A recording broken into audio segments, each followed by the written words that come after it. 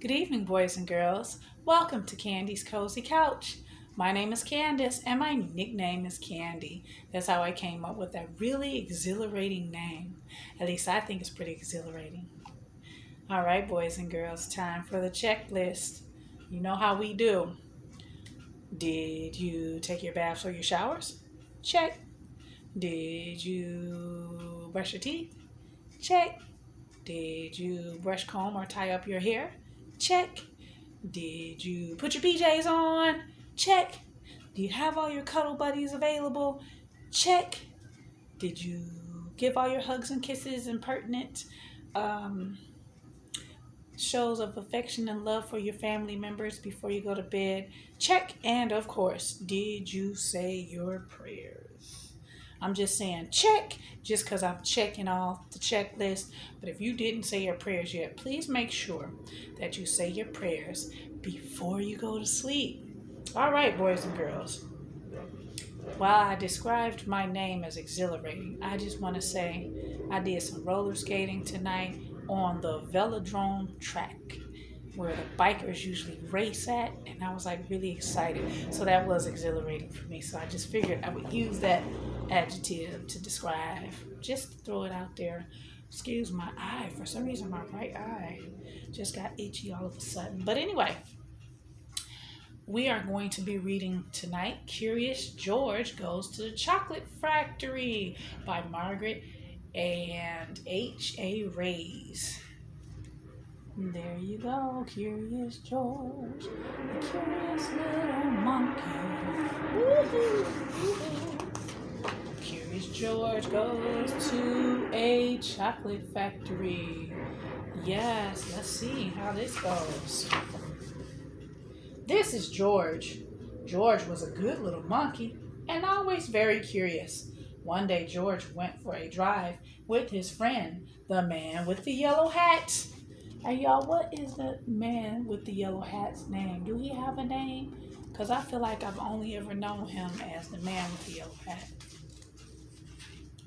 Look, George, the man said. There's a store in the chocolate factory up ahead.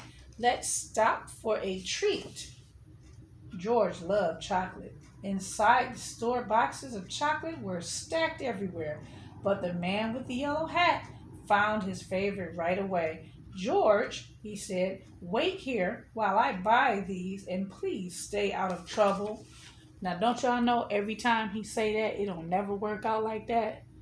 Curious George don't never stay out of trouble, do he? He always got to get into something. Man. George looked around the store. He saw chocolate-covered cherries and fudge-flavored lollipops. A chocolate bunny caught his eye. Then something else caught his eye. What were all those people looking at? George was curious. See, that's what happens, that doggone curiosity. And that's how he ended up getting into so much extra stuff you don't have no business involved in. Go, George. He climbed up to get a better look. Through the window, he saw lots of trays filled with little brown dots. What were all those little brown dots? George was curious. He found a door that led to the other side of the window. The little brown dots were chocolates, of course. A tour guide was showing a group of people how to tell what was inside the chocolates by looking at the swirl on top. Ooh, interesting. But you were supposed to have stayed put, George. Always doing too much. The little swirl means fudge. This one says that caramel is inside, and the wiggle is for marshmallows. This is the squiggle for a truffle. This one is for nougat. This sideways swirl is for orange fluff. And this one is for George's favorite, banana cream. George followed the tour group until they came to a balcony overlooking a room where the chocolates were made. Down below, Busy workers picked the candy off the machines and put them in boxes. Man, he getting the whole entire tour. Where's the man with the yellow hat? He hasn't discovered him missing yet. My, oh my.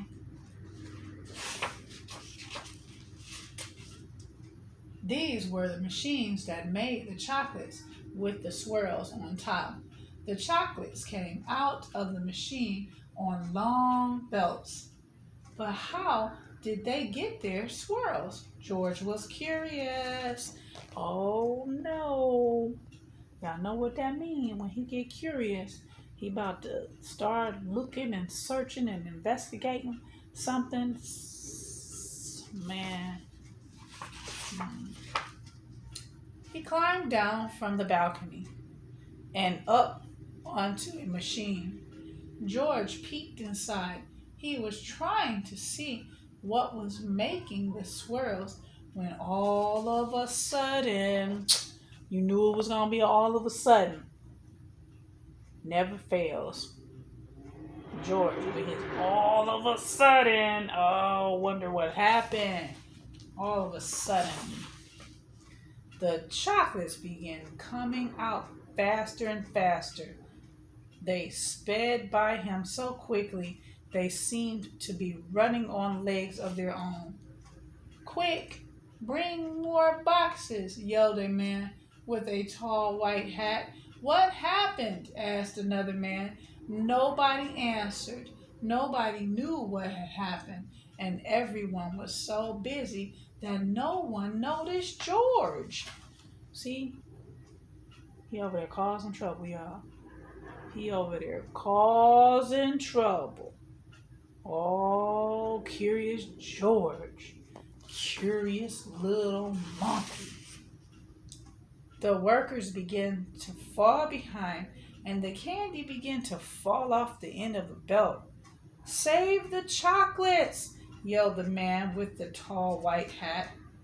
Meanwhile, George saw one of his favorites whiz by. He tried to catch the banana cream chocolate, but it was too fast. He chased it to the end of the belt. George, you should have stayed put, man. You doing too much. Ooh.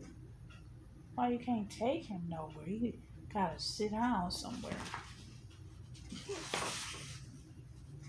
At the end of the belt, a pile of chocolates was growing taller and taller. George had never seen so many chocolates.